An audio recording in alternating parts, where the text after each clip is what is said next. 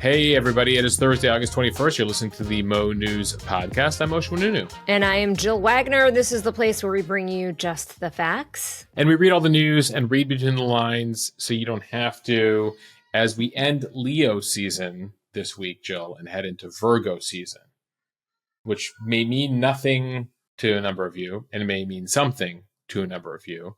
For some reason, I remember the story from more than a decade ago. J-Lo allegedly had a distaste for Virgos. And there's a story that goes around that after a rehearsal for backup dancers, that she asked all the Virgo backup dancers to raise their hands and dismiss them from a tryout. That's how seriously, apparently, some people take astrology. Moshe, when you interview candidates for Mo News, do you ask them, what's your sign? No. There's usually other indications that are much more important. I'm not...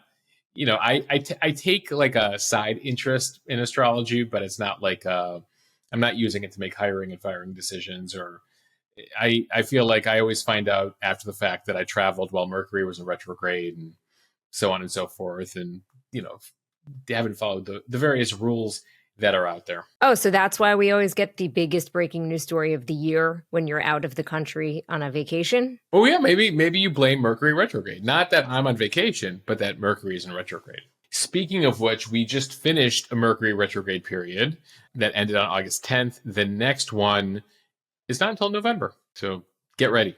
All right, let's get to some headlines here. Actual news. Yeah, let's get to some actual news right now. Starting in Texas, where the redistricting plan backed by President Trump wins initial approval. So what's next?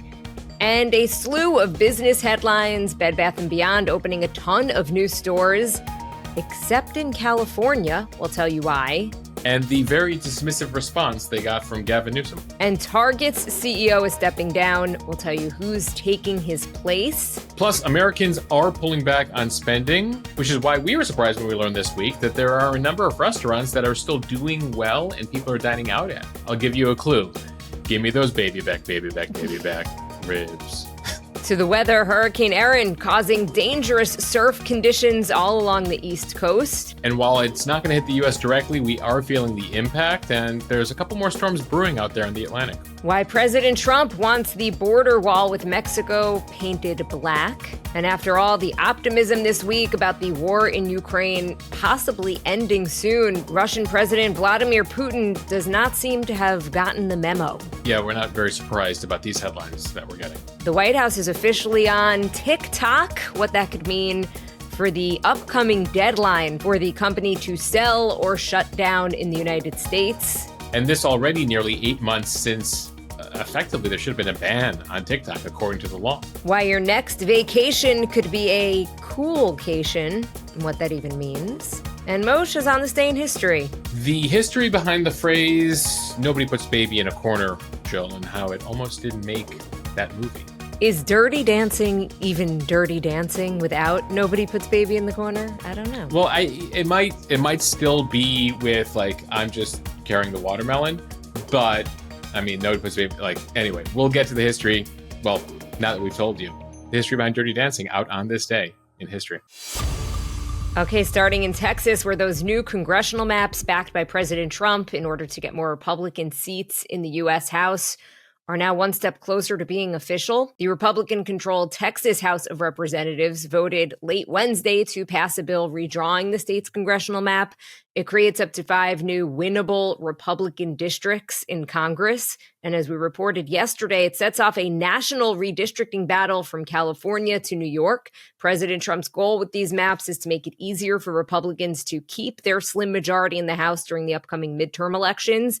If Democrats gain even a handful of seats, they'll control the House, and with it, pretty much put the brakes on Trump's agenda for the remainder of his second term. And historically, the president's party does lose seats in the midterms. A reminder, more than 50 Texas Democrats fled the state to prevent a quorum during the recent special session, meaning that lawmakers there could not vote on the new map, and they eventually returned last week. Yeah, this was the temporary move to gain national attention for the situation, which was successful, but they eventually had to return home to their families and jobs. They couldn't leave the state forever, and so they returned late last week for the inevitable which began yesterday in the House. Now the state Senate needs to approve it, and that needs to be signed by the governor.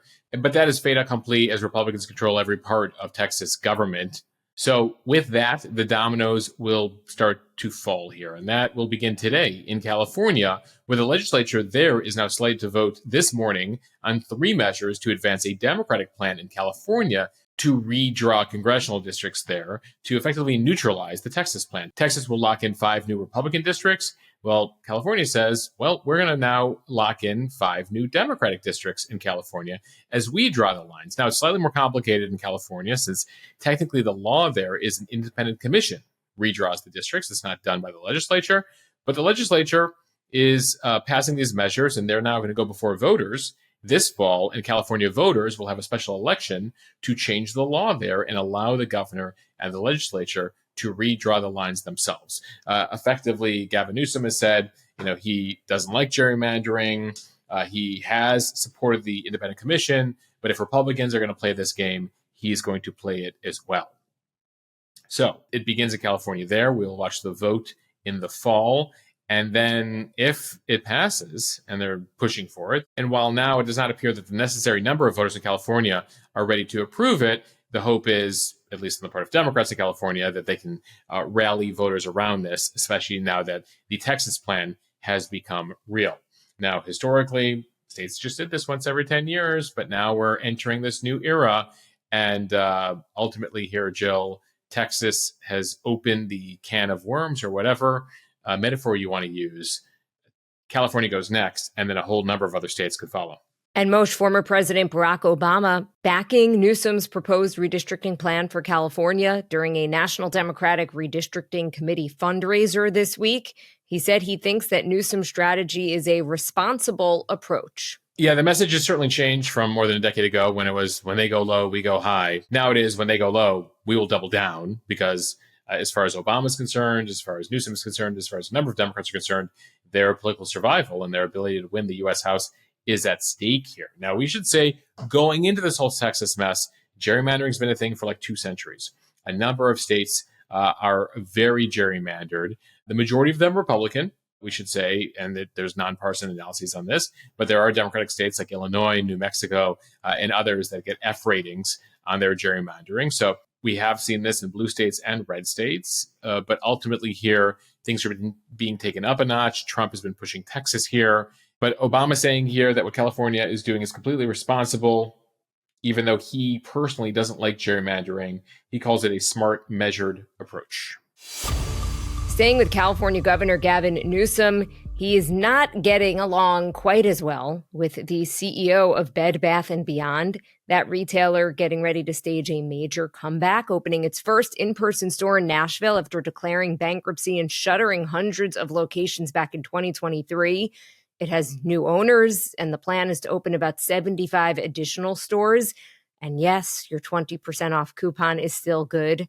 Seriously. Jill, I don't know that we kept any of those from our last move. I know you're about to move, so I don't know. As you've been packing, have you found any? No, but I think my mom has about 100 that are stacked up in the kitchen somewhere.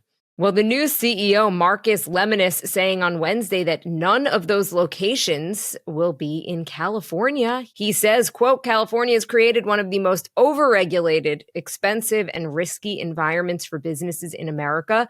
He says it is a system that makes it harder to employ people, harder to keep doors open, and harder to deliver value to customers. He says the decision is not about politics, it is about reality. So this is something that we've heard from a number of businesses that is hard to operate in California. And the new owners of Bed Bath & Beyond, apparently very ambitious here, as you stated, beyond this new opening of a Nashville store, 75 stores across the country, taking a shot here in California, saying, California customers, you're going to have to buy online because we're not trying to open a brick and mortar store in your state. The reaction, interesting though, from Gavin Newsom, from the California governor, he, if you haven't followed him on social media of late, has been on a binge where he now speaks like Donald Trump. He's trying to create more attention for himself. Obviously, he's running for president in a couple of years. He's actually trying to show Democrats who complain about how Democratic leaders don't fight back, that he can fight back in Trump's language. So if you look at his Twitter feed, his specific feed that basically is in all caps, it is a complete imitation of what how Trump speaks on social media. And so along those lines, he stayed with that first reaction to this Bed Bath & Beyond statement and news, writing, after their bankruptcy and closure of every store, like most Americans, we thought Bed Bath & Beyond no longer existed. We wish them well in their efforts to become relevant again as they try to open a second store. So very much Newsom taking a Trump-esque approach there to somebody who's criticizing him. The question is, will that play well?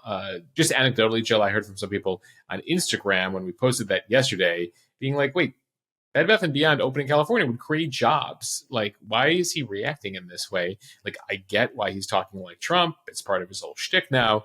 But ultimately, I don't know if it will fall flat among some folks.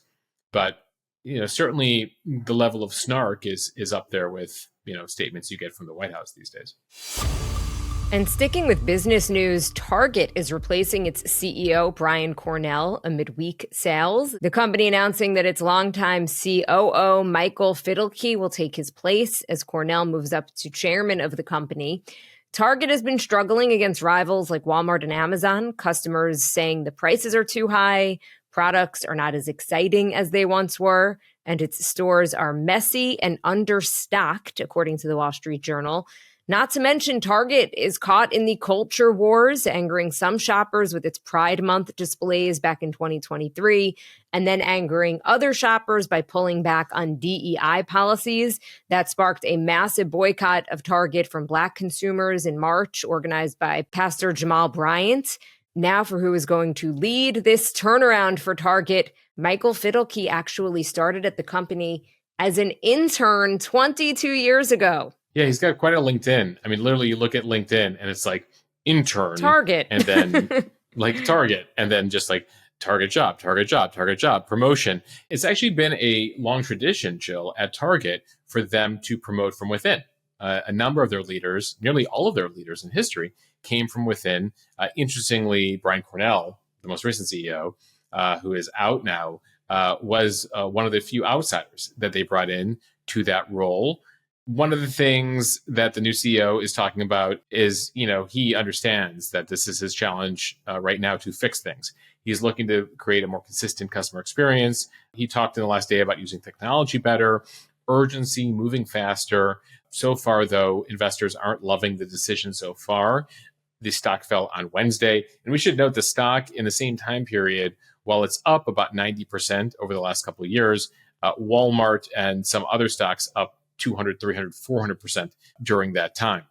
One of the issues they're facing at Target, their operating margin is down to 5%, which is way below previous levels. Also, a big issue at Target in recent years were those various political controversies where they upset the right and had boycotts. They upset the left and had boycotts, especially around trans issues, LGBT, a variety of issues that Target has faced in recent years. And so the new guy, Fidelke, is admitting that the experience for shoppers isn't as good as it used to be, and they are looking at really revamping that experience. And it also comes as most retailers are facing a tough environment because of tariffs. Analysts estimate Target will need to raise prices by about 8% on average to fully offset those new import taxes in the fiscal year 2027. Earlier this week, Home Depot said that some of its prices could also be going up because of the cost of tariffs. Yeah, this is no surprise, especially those of you who have written in handling home renovations and other construction projects, realizing the prices that have gone up on a lot of those key things that you pick up at Home Depot. The company CFO saying for some imported goods, tariff rates are significantly higher today than they were this time last quarter. So there will be some, quote, price movement. And sticking with the economy, as Americans have started to pull back, it is impacting the restaurant industry in an unexpected way. So the thinking was that fast food chains, which have a lower price point, would do well, and sit-down casual chains like Chili's and Olive Garden could take a hit. But it has actually been the opposite. Casual dining like Chili's and Olive Garden are doing great, while everything from Sweetgreen to Wendy's are struggling. Chili's has staged a remarkable turnaround with a 24% increase in same-store sales in their most recent earnings report. Other sit-down chains like the Cheesecake Factory, Applebee's, and Olive Garden also saw gains in the past few months. Now compare that to fast casual and fast food chains like Sweetgreen, Cava, Pizza Hut, Popeyes, Wendy's. They have been struggling as young people and lower-income Americans are cutting back. Analysts say this is all about value. The cost of eating out is going up everywhere, but menu prices at sit-down chains have actually increased at a smaller rate, 34% since 2019, than at fast food restaurants, 38%. Yeah, one of the reasons this is the case is because many fast food restaurants are franchise operated, so there is no real central management over pricing, whereas the sit-down restaurants are typically more centrally managed than a number of the fast food locations. At Chili's specifically, they've invested in better ingredients, they say, new restaurant technologies, they've added staff hours, and say that it's not your parents' Chili's anymore, even the Chili's you knew growing up. They say it's a better dining experience, and with that, guest traffic has increased over the last quarter. Though we are also seeing the fast food chains respond to more budget-conscious customers. McDonald's announced it's slashing combo deal prices. Pizza Hut is rolling out Crafted Flats, a thinner version of the personal pan pizza, for just $5. Moshe, the Wall Street Journal also said that one reason that more people might be going to these sit-down restaurants is because while people are going back to the office, there are still so many who are in hybrid schedules. And for a lot of people, if you're home all day, you might want to treat yourself and go out for dinner and sit somewhere. Whereas if you're out of the house all day at work, you come home, you're tired, you probably just want to eat something at your house. All right, time for the speed read from the Weather Channel. Want to start quickly with Hurricane Erin. Again, not making landfall in the continental United States, but causing really dangerous rip currents for virtually the entire East Coast. Federal forecasters are warning people to avoid beaches along the East Coast where we could see 20-foot waves in some places. There are mandatory evacuations in parts of North Carolina, particularly the outer bands. Yeah, you may have seen video in the last 24 hours of homes falling, collapsing. Now, this has been an issue in that area for a while, especially those areas further out on the islands there in North Carolina. Over the course of the past few years, several homes have fallen into the Atlantic. They sit on those stilts. Well, 2 fell partially due to these waves due to Hurricane Erin, which is still hundreds of miles out there. But strong winds and the potential for flooding are forecast for parts of the Carolinas. We told you about this earlier this week, as well as Virginia as it makes its way up the coast. Beach erosion continues to be a thing, hence the homes falling. And Jill, it's still very early to tell right now where these storms are going to go, but there are 2 brewing right now out there in the Atlantic that the National Hurricane Center is monitoring as the next potential hurricanes. All right, for Mo News, a significant portion of the U.S.-Mexico border wall will be painted black at President Trump's request. This is according to Homeland Security Secretary Kristi Noem.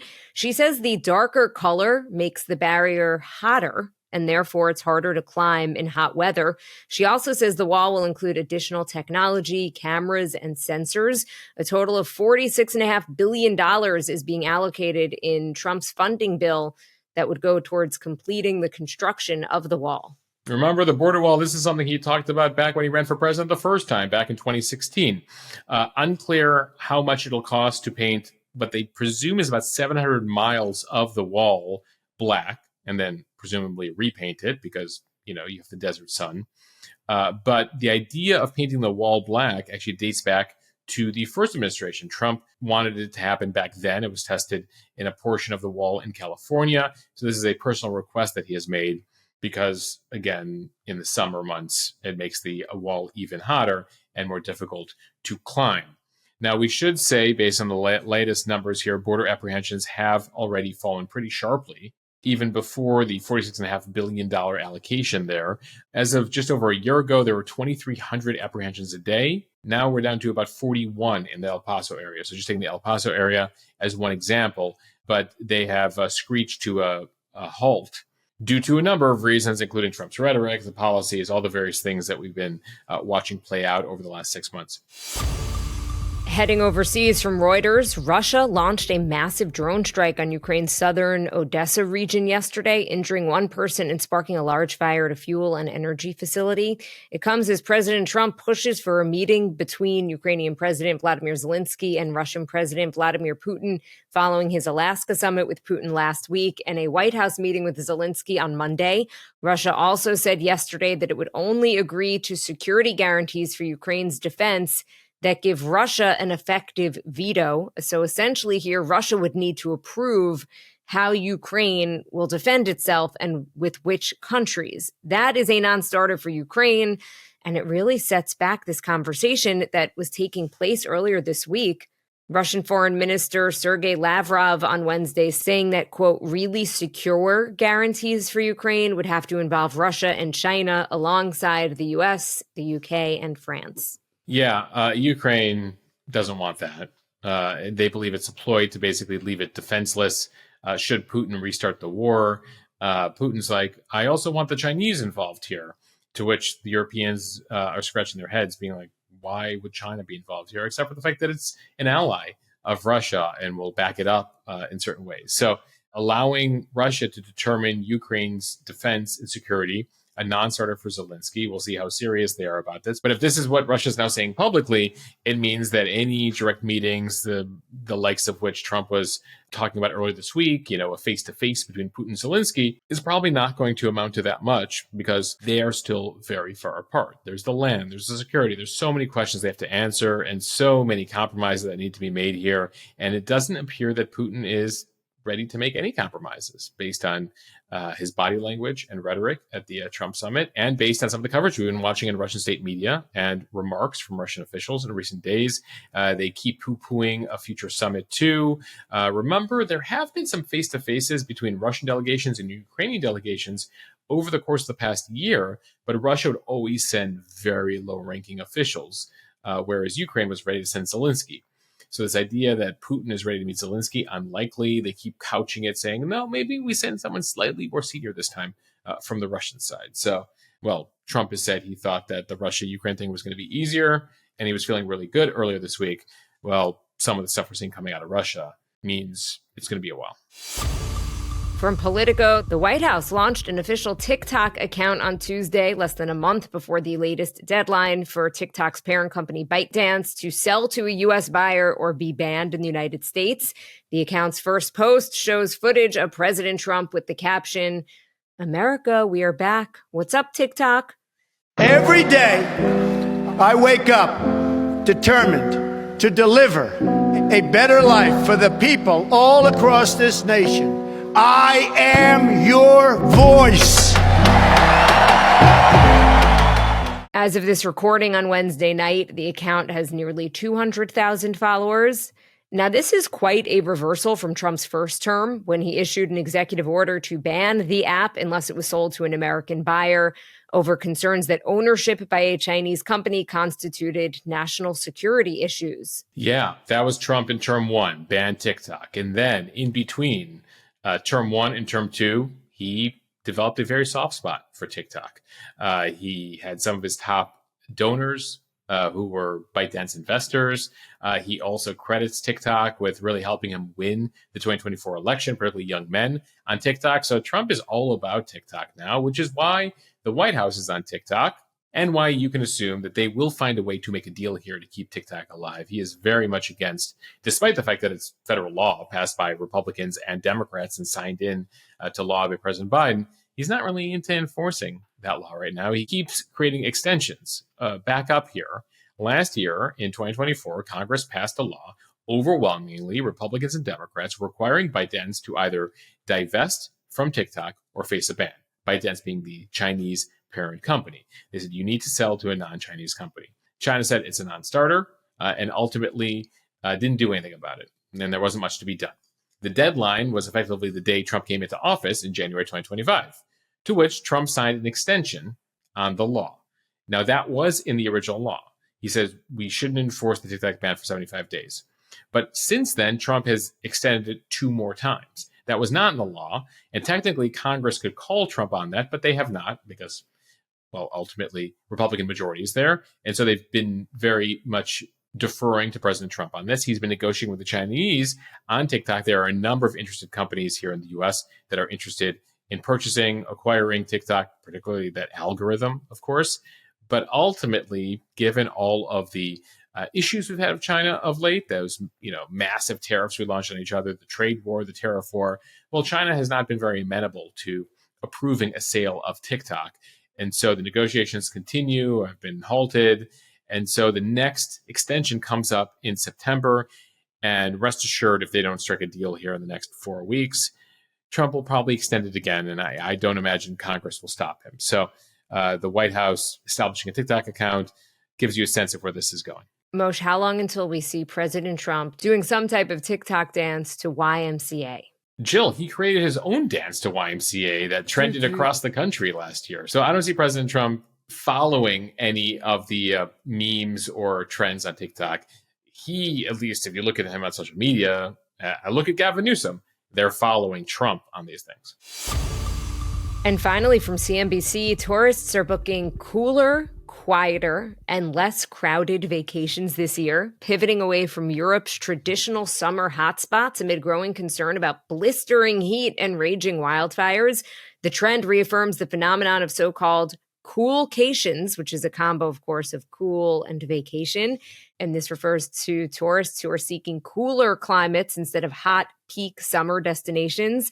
As we've been reporting, record-breaking heat has swept across Europe in recent days, pushing temps in some areas well above 104 degrees, also fueling regional wildfires. The CEO of a travel trend forecasting agency, Globe Trender, describes the summer of 2025 as, quote, a turning point for European tourism, underscoring that no destination is truly immune to climate volatility. Yeah, we've been talking about this, particularly Southern Europe with those wildfires across Spain, Portugal, Greece, Italy. It's taking a toll on local infrastructure, triggering mass evacuations and leading folks from other parts of the world to be like, maybe we should go north this go around, though the north has recognized that and the prices have gone up with it. Iceland and other locations seeing some record prices as people have gone there. And they already started out more expensive than some of those Southern European locations, even with Southern Europe raising prices in recent years. So people are looking at higher latitude destinations, the Baltics, the Scottish Highlands, the Alps, among others. Poland also getting in the mix here, attracting tourists who want active vacations, comfortable weather, and experiences with, quote, real depth, according to some travel agents quoted in this story. Another one of the winners to emerge from Coolcations is Slovenia, which has received growing interest in higher altitude, cooler destinations. Slovenia, of course, the home country of one Melania Trump, the first lady, where she was born and raised. Now, this is not to say that Greece, Spain, Portugal are empty right now. Based on just my Instagram feed, they appear to be full. But people are starting to look north, especially in the late summer months, as the temperatures keep going up in Southern Europe. All right, and we end here with On This Day in History, as we always do. We begin in 1893. An American businessman and inventor named Whitcomb Judson was granted a patent for the clasp locker. You might not be familiar with the clasp locker, but we call it a zipper, which received a patent on this day in 1893. On this day in 1949, America was no longer solo when it came to nuclear weapons. The Soviet Union, on this day in history, tested its first atom bomb. It was effectively a direct copy of the bomb the U.S. military used in Nagasaki. Of course, we would find out later the amount of spying the Russians were doing on the U.S. program. But this really took things to a new level in the Cold War, as both the Soviet Union and the U.S., as of this day in history, both had nuclear weapons. We want to wish a happy 28th birthday to Netflix, founded on this day in 1997. Entrepreneurs Reed Hastings and Mark Randolph. Originally, it was a video rental company, later expanding into a video streaming and production company that we know today. Of course, you might be old enough to remember the red little envelopes. They would send you DVDs in the mail, and you would drop them off at various locations, initially a competitor to Blockbuster. In fact, they were so small, they wanted to be bought by Blockbuster, but Blockbuster, well, they said, we don't think we need you guys. There's not much to this Netflix. Moshe, my old podcast co-host Carlo over on the Need to Know podcast that I used to do with him, as of about 2 years ago, was still getting those DVDs delivered. And he said he just liked it because every week he would get a DVD and he'd watch the movie, and it was cool. It took a lot of the choice away from him, and he really looked forward to it. So I do not know if he's still doing that, though. Well, he's not, because as of September 2023, Netflix shipped its final DVD in the mail. So, oh, sorry, Carlo, it's not happening anymore. It's been 2 years. I hope you're handling streaming like the rest of us. Since they shuttered the DVD business there. Jill, which actually takes us to one of the final items on this day in history. We'll stick with movie news. On this day, 38 years ago, Dirty Dancing premiered in theaters, starring Patrick Swayze, Jennifer Grey. The film would become iconic despite all the challenges they had in trying to sell the movie. They had to go to dozens and dozens of studios to get that movie made. They had a very low budget. They struggled with it. They were trying to figure out how to even afford a soundtrack, which some of those original songs in the Dirty Dancing soundtrack are actually written and performed by Patrick Swayze himself. And as for the quote that we mentioned at the top of the podcast, nobody puts baby in a corner. Jill, there's a series over on Netflix called The Movies That Made Us. And they go into some of these iconic movies like Home Alone and in one episode, Dirty Dancing. And it really gives you the history of the film. And in it, they say that the writer of the film wasn't really wedded to the line. In fact, if you watch the movie, baby's not actually in a corner, like baby's just against a wall. And apparently Patrick Swayze hated the line. They made him say it. And he would apparently later admit, you guys were right about the line. That was a good idea. So the line is a little cringe. Oh, it's totally cringe. First of all, and the fact that it's like they called her baby, and like the whole is film, even more like, cringe. They're calling this like adult woman a baby. Yes. Francis. You mean But it is iconic. Yeah, and there's so many iconic things there. The how many weddings in history have people, learn the Dirty Dancing dance to, where I've never been to one. Have you? I have not, but I have seen so many on social media. I have not personally attended one where the couple learn the Dirty Dancing dance, but apparently that is a thing that some people do. Now you and Michael for so an anniversary can get dance lessons and reenact the final scene from Dirty Dancing.